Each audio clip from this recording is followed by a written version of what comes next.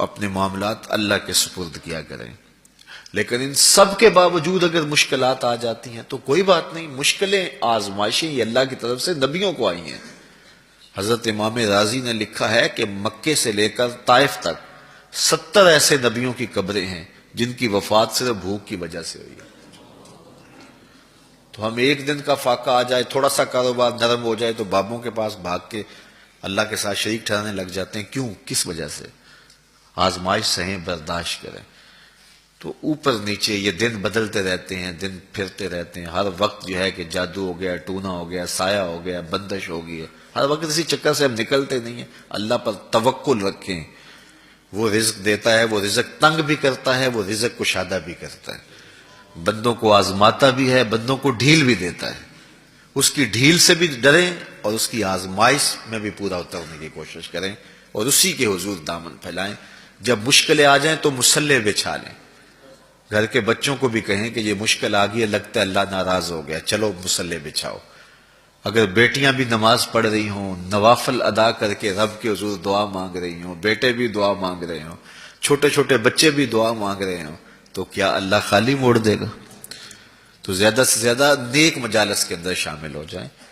تو بالخصوص میں اپنے پیر بھائیوں کو پابند کرتا ہوں کہ آپ اپنے گھروں میں بھی پابند کریں، کسی بابے کے پاس نہ جائیں. یہ بڑے گندے لوگ ہیں، یہ سامنے اب چیزیں آ رہی ہیں، بڑے گندے اور غلیظ قسم کے لوگ ہیں.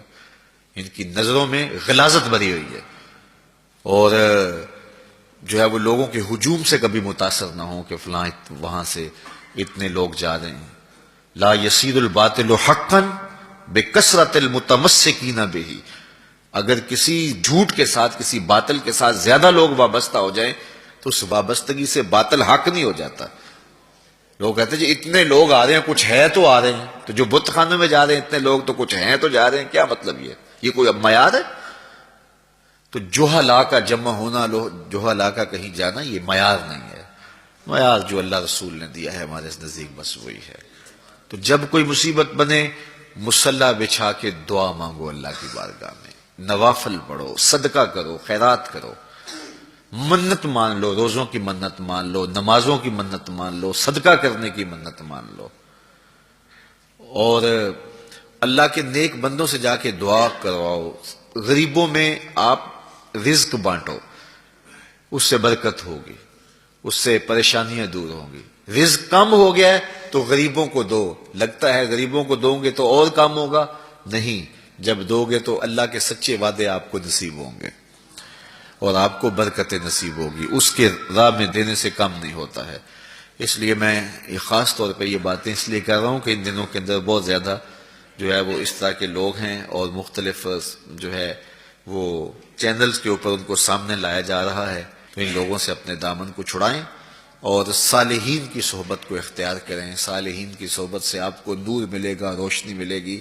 آزمائش ٹل جاتی ہے تو پھر بھی، ورنہ اس میں استقامت کی توفیق مانگیں. چونکہ جو بلا پر صبر کرتا ہے اسے بھی اجر دیا جائے گا.